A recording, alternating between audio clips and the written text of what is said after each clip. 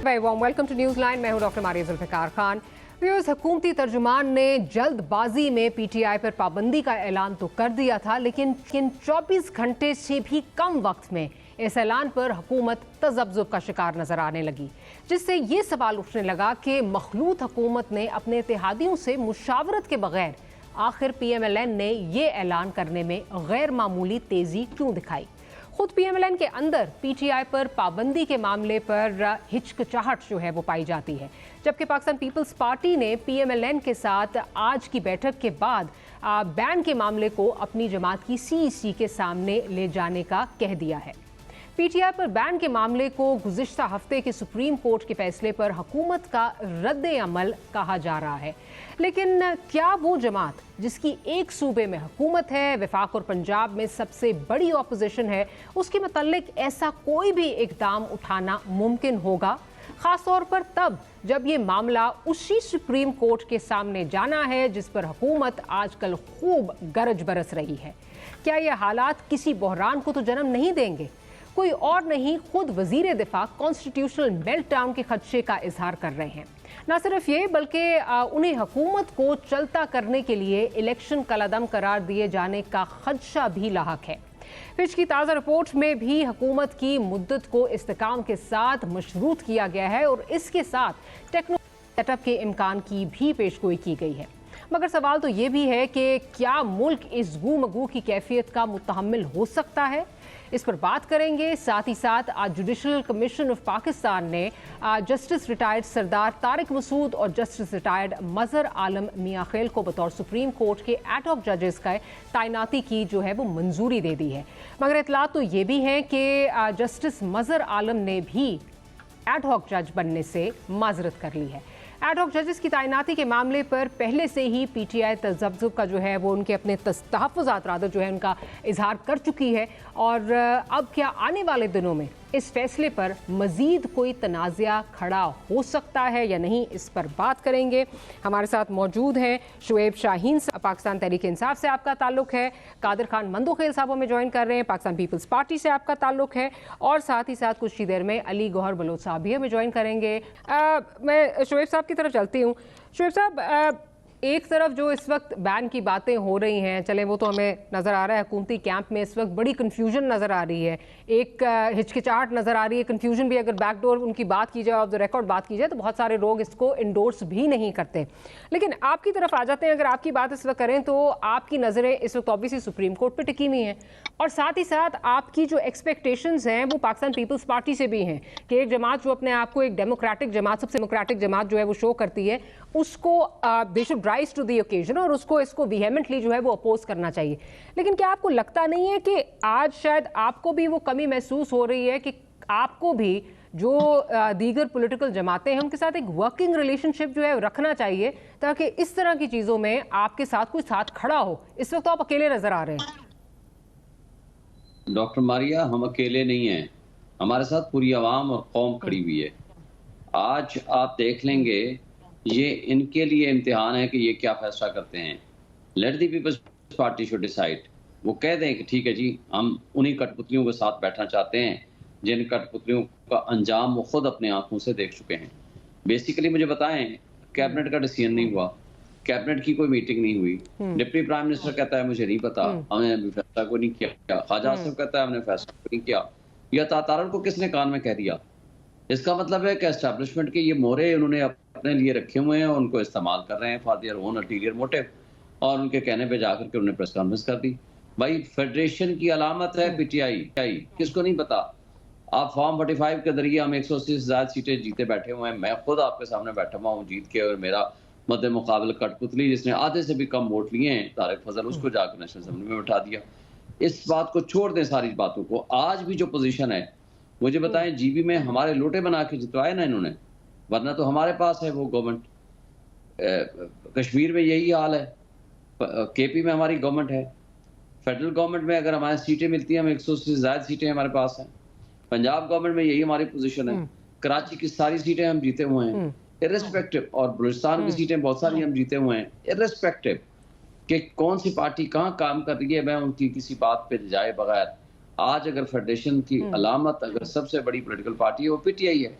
आज की सिचुएशन में, इर्रेस्पेक्टिव के आप छोड़ दें कि हमारे फॉर्म 45 के हमारे नुमाइंदे हैं, बाकी कोई पार्टी हमारा मुकाबला कर दे किसी भी सूबे में, कितनी सीटें हैं उनकी आप देख लें, और ऐसी पार्टी को आप कहते हैं कि जी हम बैन करेंगे, इनको ना अखलाकी जवाज़ है, ना कानूनी जवाज़ है, ना आईनी जवाज़ है। और फिर ये क्या कर सकते हैं, ये डिक्लेरेशन सिर्फ दे सकते हैं और सीधा जाएगा सुप्रीम कोर्ट में, और सुप्रीम कोर्ट का फैसला आपके सामने अभी आ चुका है कि ये पॉलिटिकल पार्टी थी, है और रहेगी।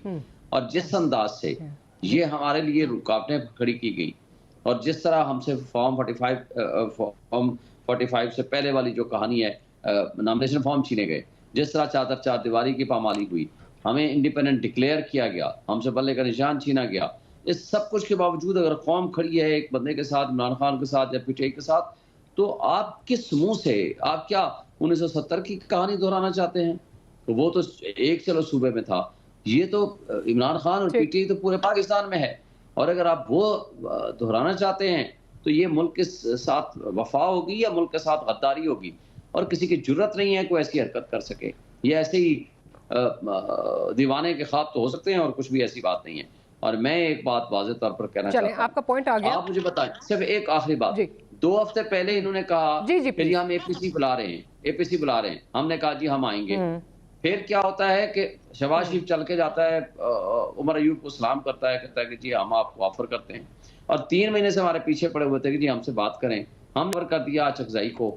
आज इस सुप्रीम कोर्ट की जजमेंट के बाद किसने इनको बाउला बना दिया कि आज मारे फिर रहे हैं कि जी हमने आर्टिकल 6 भी लगाना है जनाब, आज हमने इनको पार्टी भी बैन करनी है। कौन सा नया वाक़या है? आपके पॉइंट सारे बिल्कुल वैलिड हैं and I don't think anyone can disagree with you. हमने तो पहले ही बात की कि हुकूमत जो है वो एक रद्द अमल लग रहा है सुप्रीम कोर्ट के बाद जो है, क्योंकि जो भी तौजीहात पेश की जा रही हैं, चाहे वो फ़ोन कॉल का मसला हो जो कि तरीन साहब की थी, या उसके बाद जो है वो मसला हो फॉरेन फंडिंग का, तो बहुत सारा टाइम और बहुत सारा पानी पुलों के तले गुजर चुका है। उसके बाद ये बात और ये तौजीहात देना कि जी उसकी बिना पे है और उसकी बिना पर है, it doesn't really make any sense. वो नज़र नहीं आ रहा कि हुकूमत इस वक्त इसको किसी तरह जस्टिफाई कर पा रही है। और वो फिर आपकी बात कि एक पार्टी उसने इलेक्शन भी लड़ा, उसके बाद आप उसके साथ एपीसी में भी जाना चाहते हैं। So I completely endorse your point. Qadir Khan Mandokhel साहब हमारे साथ मौजूद है, उनकी लाइन फिक्स हो गई है।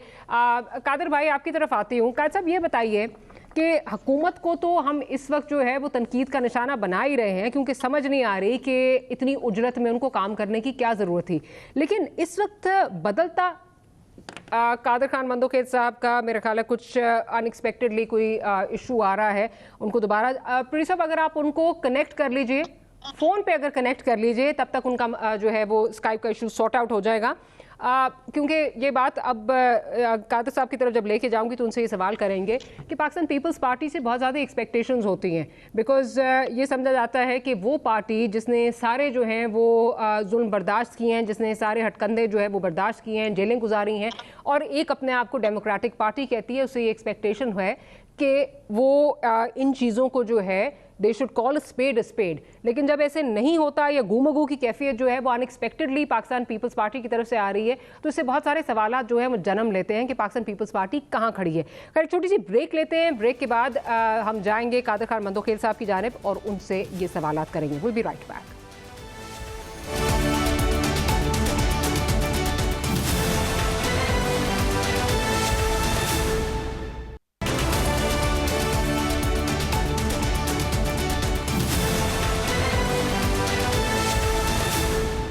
Welcome back after the break. Qadir sahab क्या आपको मेरी आवाज़ आ रही है? जी बिल्कुल आ रही है। अच्छा कादर साहब ये बताइए कि अनएक्सपेक्टेडली जो ये नज़र आ रहा है कि पाकिस्तान पीपल्स पार्टी का भी एक वाज़ेह मौक़िफ़ सामने नहीं आ रहा। खुर्शीद शाह साहब ने कहा, जब शुरू में उनसे पूछा गया उन्होंने लाइल्मी का इजहार किया। शर्जील मेमन साहब ने कहा कि ये पीटीआई ने खुद अपने ऊपर जो है ये एक मौका दिया है सारी चीज़ का। नईर बुखारी साहब कह रहे हैं जी कैबिनेट जो फैसला करेगी हमें मंजूर होगा। फिर सीईसी की बात की जा रही है। इस वक्त पाकिस्तान पीपल्स पार्टी का मौक़िफ़ है क्या? देखिए पहले तो पीपल्स पार्टी का मौक़िफ़ तो आएगा जब आज हमारी मीटिंग हुई उनके सामने, और ये हमेशा से मुस्लिम लीग नून के दोस्त थोड़ी गलतफहमी पैदा करते हैं। आपको याद होगा पहले दिन आता तारड़ साहब ने कहा कि हमने उनसे मशावरत की है एहतियाजियों से, और फिर इसाक डार साहब का बयान आया था कि अभी हमने मशावरत करनी है, और आज की मशावरत से तो ये बात 100% कंफर्म हो गई कि अभी हम अब मशवरत कर रहे हैं, अभी फैसला नहीं किया है। लेकिन मैं थोड़ा सा अपनी जाती जवाब देने से पहले ये शोएब शाहीन साहब की बात का जवाब देना चाह रहा हूँ। शोएब शाहीन साहब बता रहे हैं कि सुप्रीम कोर्ट ने फैसला किया है, सुप्रीम कोर्ट ने पीटीआई को किया है, किस मुंह से पाबंदी लगाएंगे वगैरह वगैरह। तो शोएब शाहीन साहब वकील है, इनको ये नहीं पता कि अदम एतमाद की तहरीक का जब सुप्रीम कोर्ट ने फैसला सुनाया उसमें आपको बकायदा आइन शिकन डिक्लेयर किया है। तो वो जाके फैसला पढ़ रहे हैं, वकील है, पढ़ा होगा 100% उसमें। लेकिन इसके बावजूद कि आपने आसमान सर पे उठाया, उसके बावजूद कि आपने पाकिस्तान की जड़ों को आपने जलाने की कोशिश की, इसके बावजूद कि आपने अपने वजीर खजाना के जरिए IMF को और पाकिस्तान को बदनाम करने की कोशिश की, मैं नहीं समझ रहा, मेरी जाती राय कि इनके पाबंदी लगाई जाए। क्योंकि सियासी पार्टी, अल्लाह इनको अकल दे, अल्लाह इनको जमहूरियत के पटली पे लिया है। आज भी वो जमहूरियों पार्टी से बात करने के बजाय आर्मी चीफ और DGI से बात करने के लिए बेताब है। तो हम तो कोशिश करते हैं, अल्लाह करे ये जमहूरी रास्ते पे आ जाए। लेकिन मैं जाती मेरे ख्याल है कि पाबंदी के मैं खिलाफ हूँ, पाबंदी नहीं लगना चाहिए। सियासी पार्टियों के ऊपर माजी में जो पाबंदी लगाए, खुद PTI ने TLP के ऊपर जो पाबंदी लगाए, लेकिन उसके साथ साथ मैं एक और कानूनी बात आपको बता दूं, जहां पंजाब पुलिस ने या पंजाब की प्रोसिक्यूशन ने 9 मई के वाकयात का के जो मुकदमा था उनका बेड़ा गर्क करके या पैसे लेके बिक गए पंजाब की पुलिस या प्रोसिक्यूशन, मैं सबकी बात नहीं करूं, अच्छे लोग जरूर मौजूद होते हैं हर जगह पे। वहां ये जो आइन के मुताबिक जब ये पाबंदी लगाएंगे और 15 दिन के अंदर सुप्रीम कोर्ट में पेश करेंगे, तो जहां 9 मई के मुकदमात वो अभी तक साबित करने में नाकाम रहे, तो इतना बड़ा इशू सुप्रीम कोर्ट के सामने कैसे साबित करेंगे? तो मैं समझ रहा हूं कि ये सारी चीजों को सबसे पहले इनको इन चीजों को देखना चाहिए कि आया हमारा प्रोसिक्यूशन, हमारी जो एविडेंस है वो इतनी मजबूत है जो सुप्रीम कोर्ट के सामने हम साबित कर सके। ऐसा ना हो कि सुप्रीम कोर्ट से फैसला इनके खिलाफ आएगी तो मेरे ख्याल में फिर रिसवाई के अलावा और कुछ नहीं बचेगा उनके सामने। ठीक, चले लेट्स होप कि ज़रा जल्दी मौक़िफ़ जो है और एक वाज़े मौक़िफ़ जो है वो पाकिस्तान पीपल्स पार्टी की तरफ से आ जाए, क्योंकि एक्सपेक्ट तो हम लोग at least I think everyone was expecting including PTI, और मैं अपनी बात भी करती हूँ कि एक वाज़े मौक़िफ़ बहुत जल्दी आ जाएगा कि नहीं जी किसी पार्टी पे बैन नहीं लगना चाहिए। लेकिन फिर बदलते हुए मौक़िफ़ जिन्होंने माज़रत के साथ हुकूमती कैंप जो है उसको भी ये एक मौका फराहम किया कि शर्जील मेमन साहब की जो ट्वीट है उसको ऐसे इंटरप्रेट किया जाए जैसे ये पाकिस्तान पीपल्स पार्टी का एक असूली मौक़िफ़ है, बिकॉज उनके मनसब की वजह से, क्योंकि वो इन्फॉर्मेशन मिनिस्टर हैं, तो उसको ऐसे पेश किया जा रहा था जैसे वो एक वाज़े मौक़िफ़ जो है वो पाकिस्तान पीपल्स पार्टी की तरफ से ऑफिशियल मौक़िफ़ आ रहा है। ज़रा अली साहब की तरफ चलते हैं। अली साहब पहले बताइए कि आप मुझे सुन पा रहे हैं? जी, आपकी आवाज़ आ रही है, कोई नेटवर्क का इशू था जिस जी ठीक। अच्छा अली साहब ये बताइए कि मंडे को एक बड़ी जो है वो धुएंधार किस्म की प्रेस कॉन्फ्रेंस किया था तारड़ साहब ने, उसके बाद हुकूमती कैंप का जो है वो बदलता हुआ मौक़िफ़ हमारे सामने जो है वो आ रहा है। आप देखिए राना सनाउल्ला साहब कोई और बात कर रहे हैं, इसाक डार साहब कोई और बात कर रहे हैं, इत्तेहादी जो हैं वो लाइलन थे, और फिर फाइनली पहले कहा गया इत्तेहादियों को जो है वो हमने कॉन्फिडेंस में ले लिया है, again at the expensive reputation. Sharjeel Memon साहब की जो ट्वीट है उसको ऐसे पेश किया गया जैसे इत्तेहादी जो है वो कॉन्फिडेंस में, इन कॉन्फिडेंस हमें ले लिया है हमने उनको, और ये एक उनकी तरफ से एक ऑफिशियल मौक़िफ़ आ रहा है। लेकिन फिर फाइनली इत्तेहादियों की जो है वो मीटिंग बुलाई गई। क्या हुकूमत करती पहले है और सोचती बाद में है? ये इतना प्रेशर क्या था? बिस्मिल्लाहिर्रहमानिर्रहीम। देखें, प्रेशर कोई नहीं है, और बुनियादी तौर पर तो जो हुकूमत ने फैसला किया वो फैसला बिल्कुल हुकूमत ने सोच समझ के फैसला किया, और पाकिस्तान के हालात जिस नेज पर पहुंच चुके हैं हुकूमत ये समझती है कि उसमें ये फैसला नागुज़ीर है। जहां तक आपने इत्तेहादियों की बात की कि इत्तेहादियों के ताल्लुकात हैं, जाहिर है अगर हुकूमत में इत्तेहादी तो पाकिस्तान पीपल्स पार्टी भी है और दीगर पॉलिटिकल पार्टी भी है, पाकिस्तान पीपल्स पार्टी एक वजारतें नहीं थी, और बात जब इनके इत्तेहादी ये भी कहते हुए ये भी इनके जो लोग हैं वो ये कहते हुए भी नजर आते हैं कि हम लोग हुकूमत का हिस्सा नहीं है, तो जाहिर है अलग पॉलिटिकल पार्टी है, उनका एक अपना मौका जरूर है, तो वो उसमें उनको एतमाद करने के लिए कि उनके क्या तहफ़्फ़ुज़ात हैं उसके लिए जाहिर है कि टाइम दरकार है।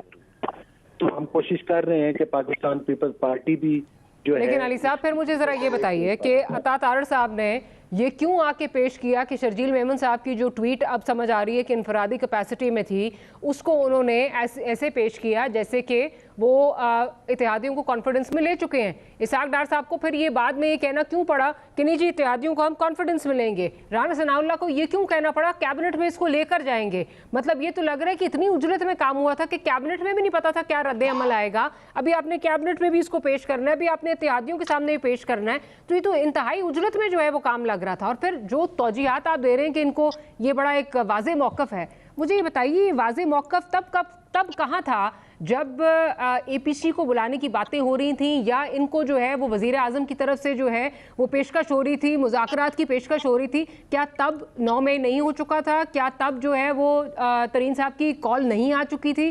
क्या तब बाकी चीज़ें जो हैं, जो सामने जो फॉरेन फंडिंग का केस है उसका रद्द अमल नहीं आ चुका था? कौन सी नई चीज़ है? तो ये तो साफ नज़र आ रहा है कि सुप्रीम कोर्ट का जो फैसला आया है उसके आफ्टरमैथ में आपने ये डिसाइड किया है। नहीं, देखें बात ये है कि ये कहना कि मतलब है कि इत्तेहादियों को बिल्कुल एतमाद में नहीं लिया गया, और ये कह देना कि शर्जील मेमन साहब की जो ट्वीट थी वो उनकी इनफरादी ट्वीट थी।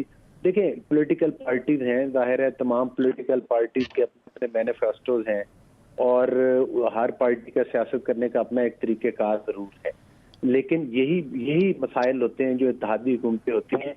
एक पार्टी ने डिसीजन लेना हो तो उसके लिए आसान होता है, लेकिन जब दायरे इत्तेहादी हुकूमत होती है तो उसमें हर फरीक को फिर उस चीज में इत्मीनान में लिया जाता है।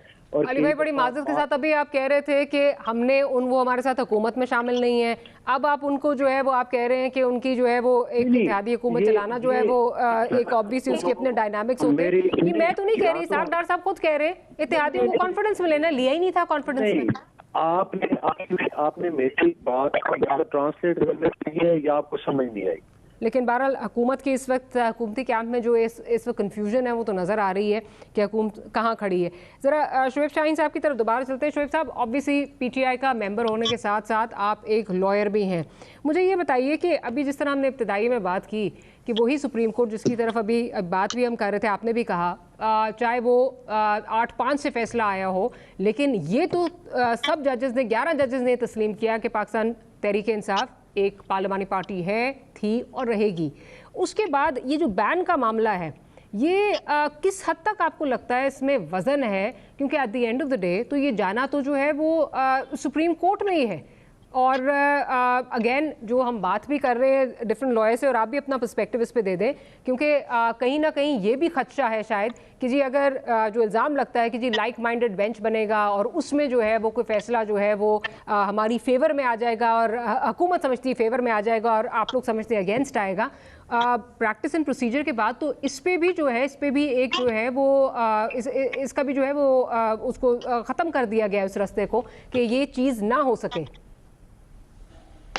देखिए, ये बात आपकी दुरुस्त है, असल में ये बौखलाहट का शिकार हैं और इनके ऊपर प्रेशर और डंडा है एस्टेब्लिशमेंट का।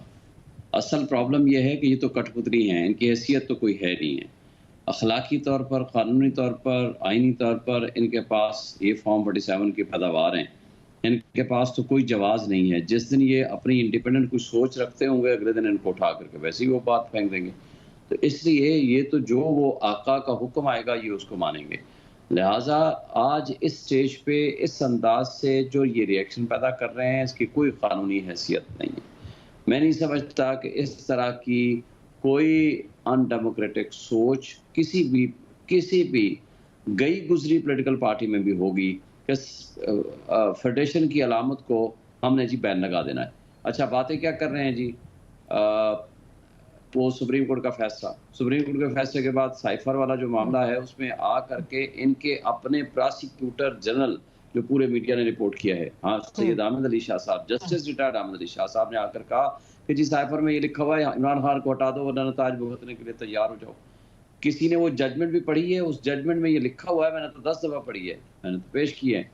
सुप्रीम कोर्ट ने कहा है कि काश कि आपने अगर कोई कमीशन बनाया होता जिनमें ये फाइंडिंग्स आ चुकी होती तो आपका फैसला दुरुस्त था। चूँकि कमीशन तो उन्होंने बनाया था, जस्टिस नहीं, वो चीफ जस्टिस को खत लिखा कमीशन बनाओ, नहीं बनाया। आपको याद होगा जनरल रिटायर्ड तारिक की सरबराही में कमीशन बना, वो माजरत कर गए और इस पे डिमार्श हुआ, सब कुछ हुआ। नवाज शरीफ ने कहा, शहबाज शरीफ ने कहा फ्लोर ऑफ द हाउस पे धमकी आमेज गुफ्तगू की कि हम बनाएंगे जनाब, कमीशन नहीं बना। और इन लोगों ने कहा था कि जनाब बेगर्स आर नॉट चूजर्स और अमेरिका तो हमारा वेंटिलेटर है। जिस शख्स ने मुल्क की सलामती और खुद मुख्तारी का दिफा किया हो उसको कहते हो। आर्टिकल 17 में कंडीशंस क्या हैं? 2 हैं। जिसने सॉवरेनिटी के, पाकिस्तान की सॉवरेनिटी के खिलाफ काम किया हो, नंबर 2, या पाकिस्तान की इंटेग्रिटी के खिलाफ काम किया हो। ये 2 कंडीशंस हैं। और उस पॉलिटिकल पार्टी को फॉर्म हुई हो इस नीयत से कि जो सॉवरेनिटी ऑफ पाकिस्तान या इंटेग्रिटी ऑफ पाकिस्तान को नुकसान पहुंचाने की खातिर इस तरह की पार्टी बनी हो, उसके खिलाफ है। और ये किस तरह की बात कर रहे हैं? ये बुखलाहट का शिकार है, कोई कानूनी हैसियत नहीं। मंदोखेल साहब ने कहा कि जी वो आइन शिकन डिक्लेयर किया गया। मुझे ये बता दें, उस जजमेंट को आप पढ़ें तो सही, कहाँ लिखा है? दूसरी बात ये बता दें कि उस जजमेंट में और जो दोस्त मोहम्मद मजारी ने फाइंडिंग्स दी थी, रूलिंग दी थी, उसके अंदर फर्क क्या है? उसमें भी कहा था कि इसने एक्सेस ऑफ पावर की है कि इनको पेंडिंग एक मैटर था, उसको डिसाइड वोटिंग करानी चाहिए थी। उसमें भी कहा है कि जो उसने वोट गलत गिनती नहीं की है, उसने जो रूलिंग दी है वो भी गलत है। दोनों की रूलिंग को डिसाइड किया वो यहाँ। हाँ, आइन शिकनी अगर कोई हुई है तो ये वो हुई है कि जो इस पीडीएम की हुकूमत ने की है या निगरानों ने की है या इलेक्शन कमीशन ने, जो इलेक्शन 90 डेज की। चलिए, आपका पॉइंट आ गया Shoaib sahab. I have to interject. एक छोटी सी ब्रेक का कहा जा रहा है, ब्रेक के बाद होते हैं तो गुफ्तगू को यहीं से कंटिन्यू करेंगे।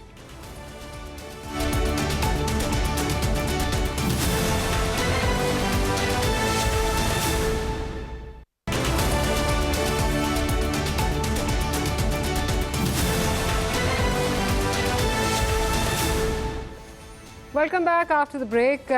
कादिर खान साहब की तरफ जाऊंगी। कादिर साहब, ये बताइए कि जो अभी बातें हो रही हैं, पाबंदी की जो बातें हो रही हैं, बैन की बातें हो रही हैं और सुप्रीम कोर्ट की तरफ देखा जा रहा है, आप लीगली स्पीकिंग, चाहे अभी आपकी जो भी आपकी अपने आपकी जो परसेप्शन हो कि वो आइन शिकनी के मुर्तकब हैं या नहीं है, जो बैन का मसला है उसमें सुप्रीम कोर्ट स्पेशली जो अभी ये मखसूस नशिस्तों का केस है उसमें 11 जजेस का एक राय होना कि पाकिस्तान तहरीक इंसाफ को एक पार्टी तस्लीम करना, पार्लिमानी पार्टी तस्लीम करना, उसके बाद जो ये कहा जा रहा है कि जी ये मामला जो है ये एक सिंगल बेंच की तरफ जो है वो भी जा सकता है क्योंकि सुप्रीम कोर्ट की डेफिनेशन नहीं है, ये वेग है, ये जो सुप्रीम कोर्ट के चीफ जस्टिस हैं उनका प्रोगेटिव है कि किस तरफ जो है वो लेके जाते हैं। और फिर बातें हो रही हैं लाइक माइंडेड बेंचेस की।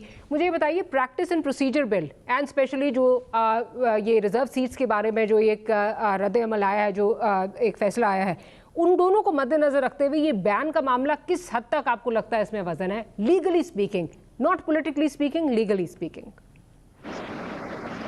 अच्छा, पहली बात तो ये कि चीफ जस्टिस ने खुद जो उसके पास सिंगल इख्तियार था बेंच बनाने का, वो उन्होंने अपने 2 जजों को साथ मिला कि यानी 3 जो मोस्ट सीनियर जज है वो फैसला करेंगे।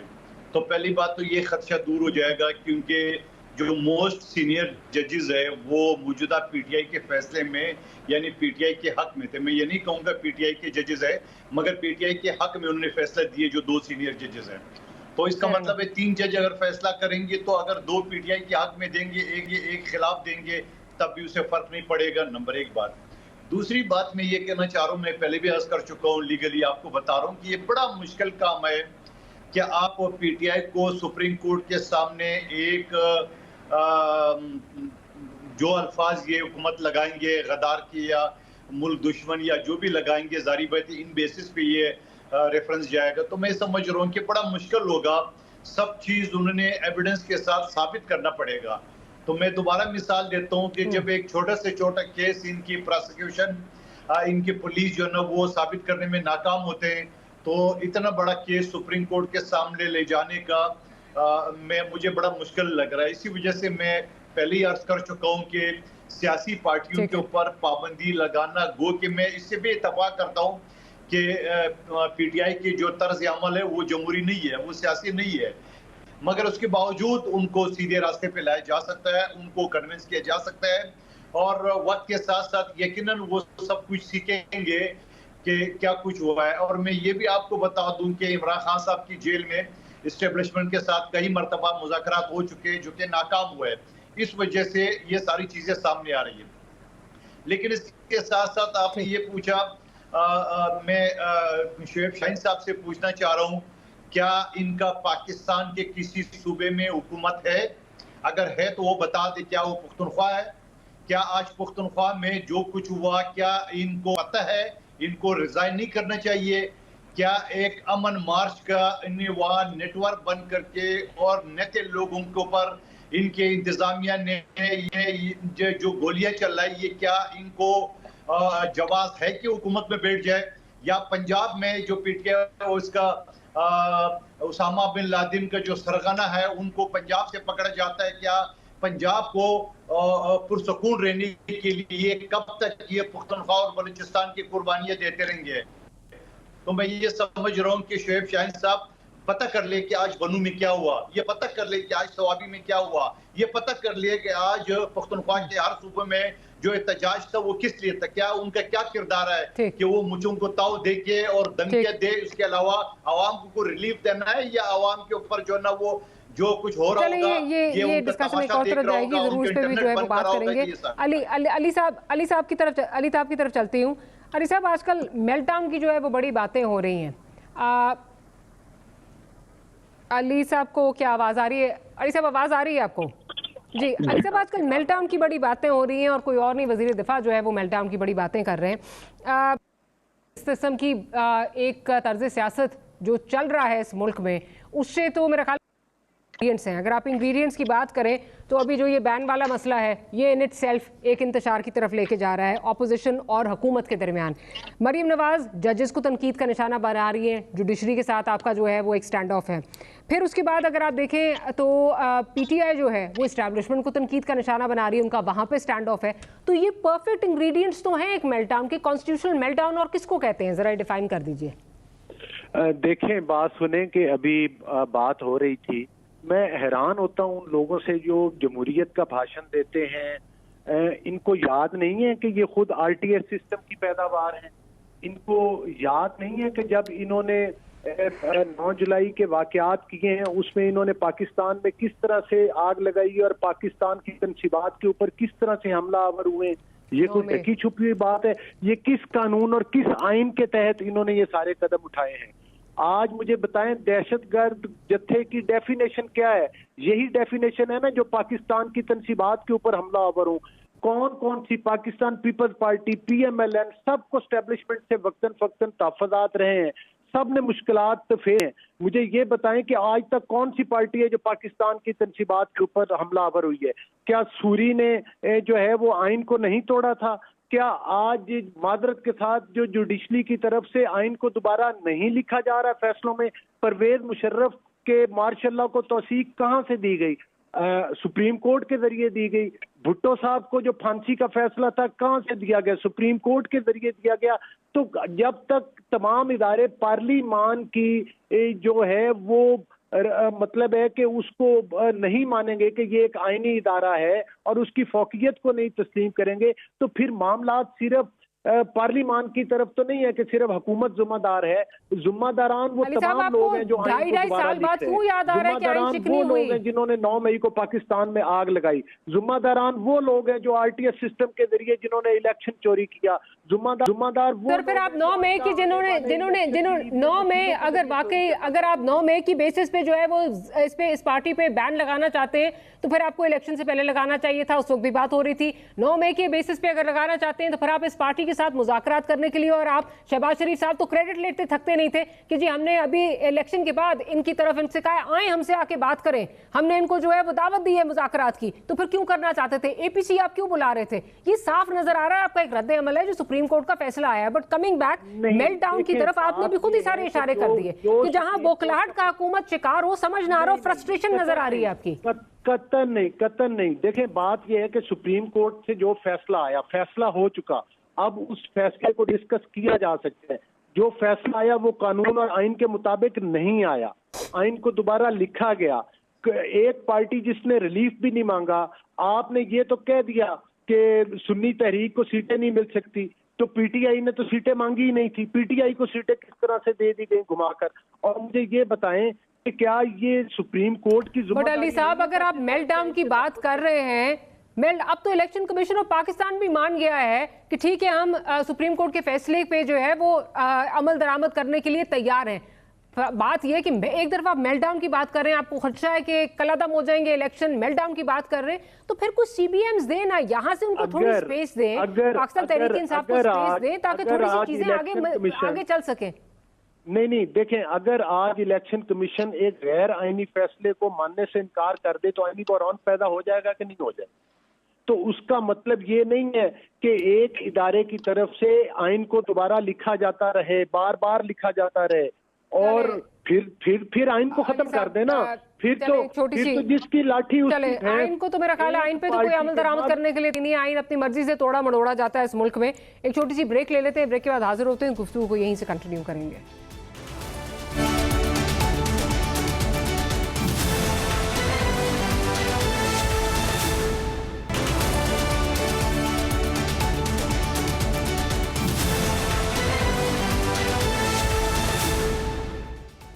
Welcome back after the break. Shoaib Shaheen sahab की तरफ चलती हूँ। शोएब साहब, अभी एक जो मेल्टडाउन की बात हो रही है, कॉन्स्टिट्यूशनल मेल्टडाउन की बात हो रही है, आपको लगता है कि we are headed towards a meltdown? क्योंकि जैसे ब्रेक से पहले हम बात कर रहे थे, एलैबोरेट कर रहे थे, सारे इंग्रेडिएंट्स जो मेल्टडाउन के लिए चाहिए वो तो हमारे पास सारे मौजूद हैं। खा वो एक पार्टी पे बैन की बात हो, उसको दीवार से लगाने की बात हो, जुडिशरी और एग्जीक्यूटिव का जो तनाज़ा है, ऑपोजिशन और इस्टेब्लिशमेंट का जो तनाज़ा है, आपको लगता है कि we are headed in that direction?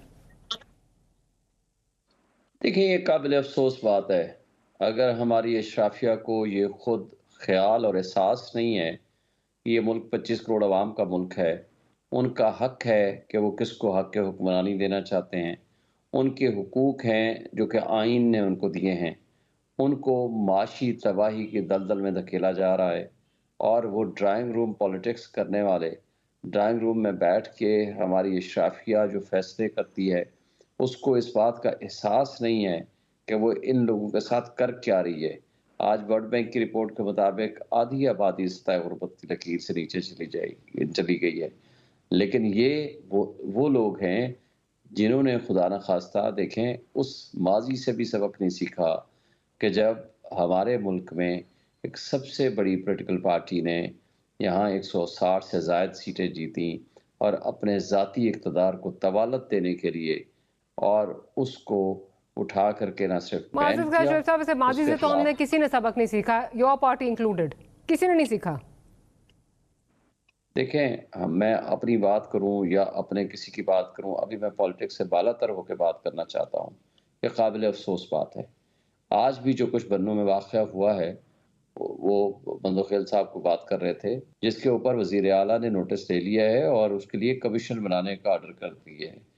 अब वो जुडिशल कमीशन बनेगा जिसके जरिए सारे तफसीलात सामने आएगी। मुझे जरा मंदोखेल साहब का भी पॉइंट ऑफ व्यू पे लेने दें, मुझे बिल्कुल क्लोजिंग की तरफ जो है जाना है। मंदोखेल साहब, बड़ा अनफॉर्चुनेट है कि अभी से जो है बातें होने लग गई हैं कि अक्टूबर में, जिस तरह डिफेंस मिनिस्टर कह रहे हैं कि जी अक्टूबर तक जो है वो केस लगा हुआ है और इलेक्शन को नल एंड वॉइड करने की बात हो, साथ साथ मेल्टडाउन की जो है वो बात हो रही है। आपको लगता है हम उस तरफ जा रहे हैं जहाँ सिस्टम कोलैप्स कर जाएगा?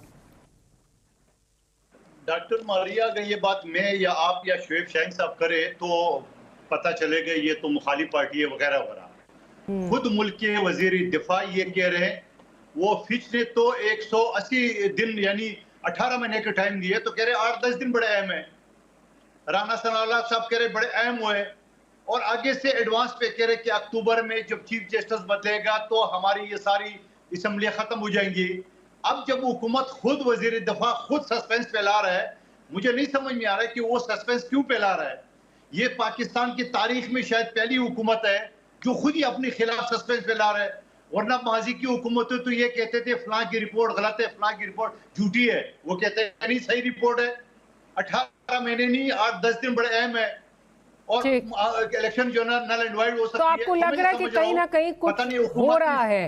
Mandokhel sahab, I am sorry, I have to interject. Programme का वक्त जो है वो ख़त्म हो गया है।